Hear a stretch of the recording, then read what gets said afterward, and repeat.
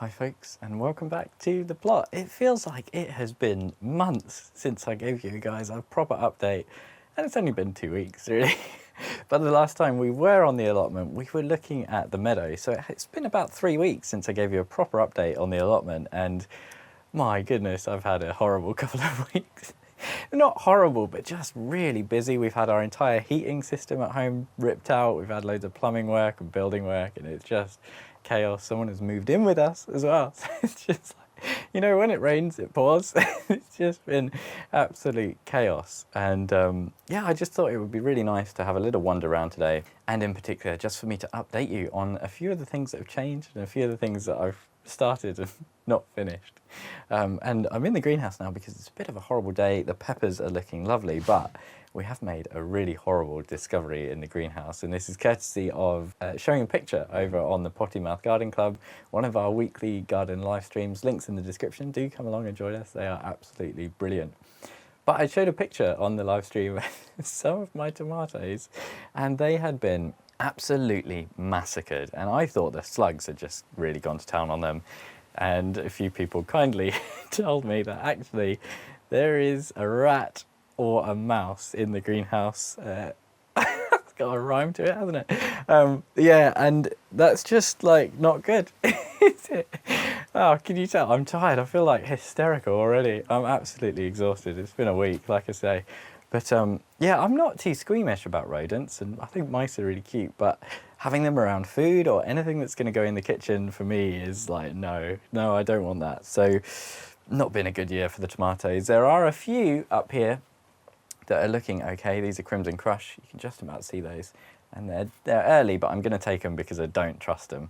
And down here in this jungle, this is where I've got my melons, and it's a real ragtag bunch, and I had one on there that was looking amazing.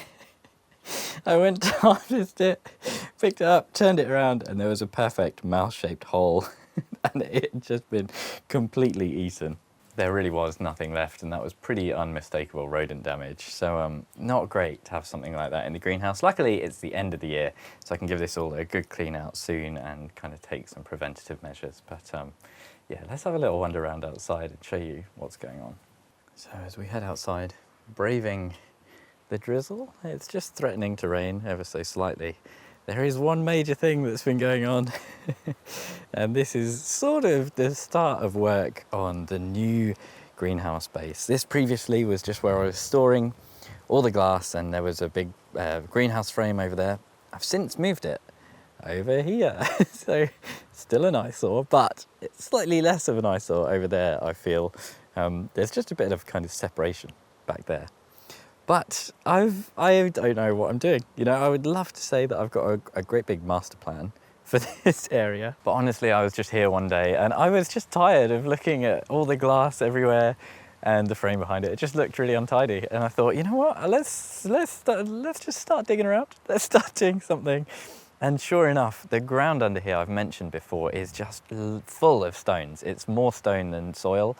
And I think that might be kind of a good thing. So what I've started doing is just digging it over, getting all the stones into the buckets and that kind of stuff. You can see here, these buckets, these are all filled with stones. And what I'm gonna do is I'm gonna dig the whole area over, level it out a bit. And then in these kind of trenches in the corner, I'm gonna fill these up with stones. And that is hopefully going to provide a foundation for some sleepers, which I'm then going to secure the greenhouse into. And there's 100 different ways of securing greenhouses. Everyone has their own idea of the best way to do it. And sleepers, I kind of, not 100% on. I've used them for this greenhouse behind me with a kind of mixed success. One of the sleepers started rotting, but that was completely my own fault. And I do need to do a bit of remedial work on that. Why did I say like remedial?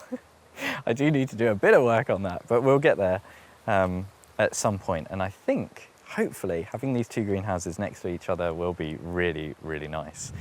And other than that, I have started a bit of the kind of clearance works and getting the beds ready for winter. And you can see some of the work that I've started in this, the L bed. I left the pea stalks in here for so long. I've finally removed all those, given the bed a bit of a once over. I've left the calendula because I just can't quite bear to get rid of this stuff. I really love still seeing it. this time of year. You know, it's so late in the year, and to still have lovely flowers in bloom is really quite something, I think. There's some nice little spinach down here as well that I've been taking harvests of, a nice late sowing. So that's a win, isn't it? And the cucumbers, I think they're probably ready to come out now, but we have had some late cucumbers from those, which is quite remarkable, given what a bad start they had and the fact that I just thought they were going to do nothing whatsoever. And then this bed, this is looking really quite dramatically different. There's lots of stuff I've pulled out of here. Mainly the thing that is missing now, it's that gigantic chard plant that I had. It was finally time to get rid of that. And in here, I've sowed the first of the field beans, which is a really nice green manure that I'm hoping will have a good germination and will provide the soil and the kind of structure, all sorts of benefits over winter. Let's have a little look, see if we can see any germinating. We can, there are some. You can see there's also an awful lot of calendula self-seeded. All the calendula in here actually self-seeded in the first place. I didn't plant any in this bed.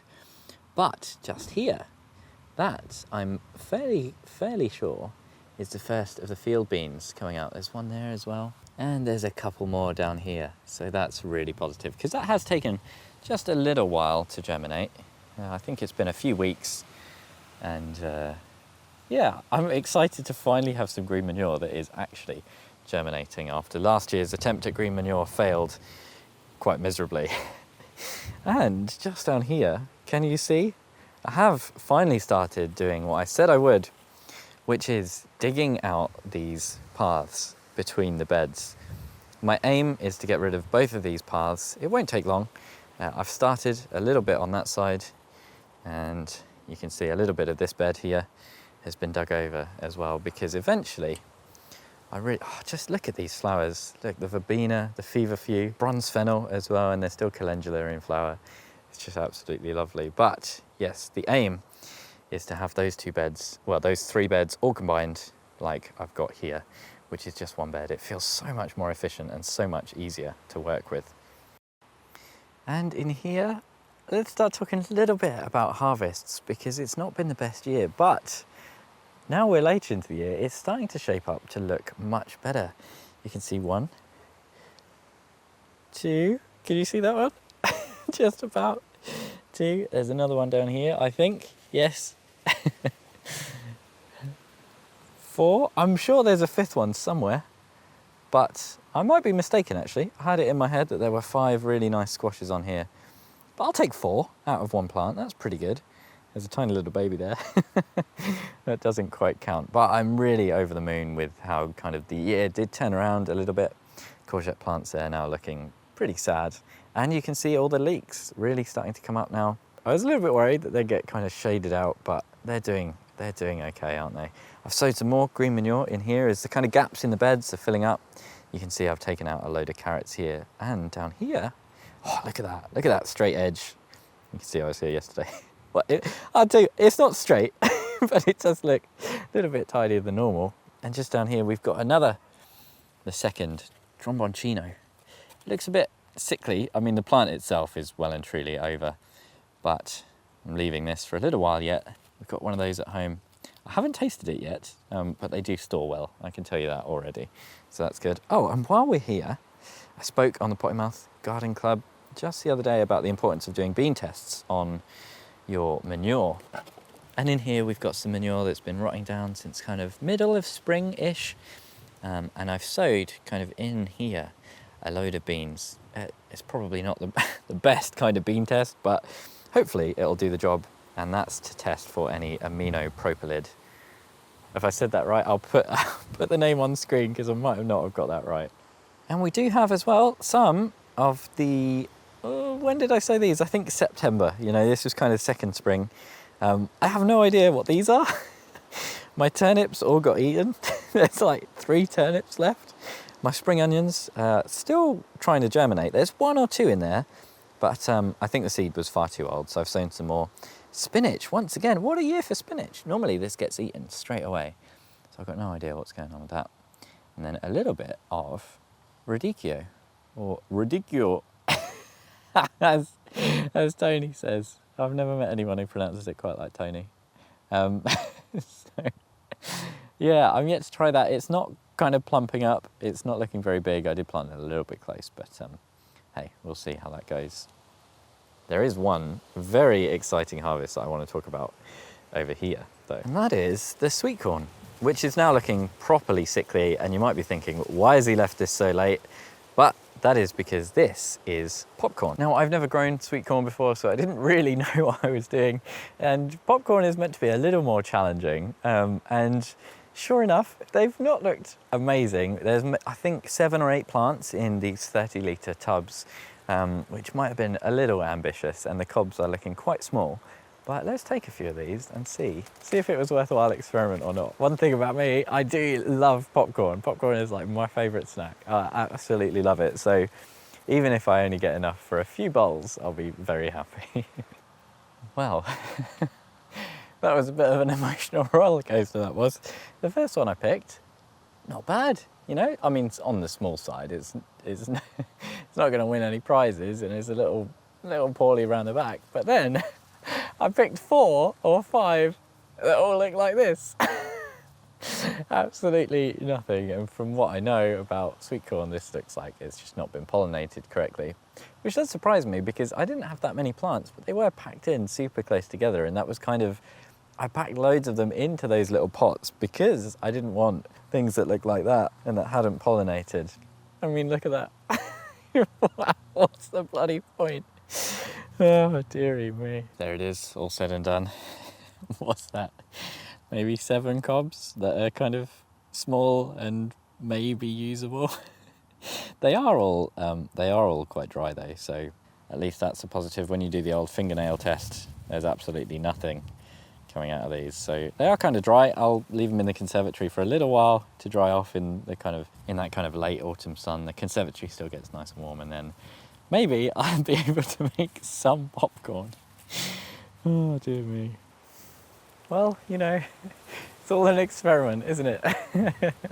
And despite it all, I'm always smiling, and I love doing this stuff, you know. It's kind of satisfying harvesting a few, and there'll be a kind of weird satisfaction in getting something out of that dismal harvest. I think it's fair to say that I just don't have the best luck in the garden, do I? But like I say, I do really enjoy making these videos, and if you want to let me know that you've enjoyed today's video, please do remember to hit like, subscribe if you want to see more, and do come along, check the description, come along to the Potty Mouth Garden Club and bring your questions for the live stream as well. They are so much fun. I really love doing those. I cannot believe that's sweet corn. Anyway, thank you ever so much for watching, and hopefully I'll see you again in the next update.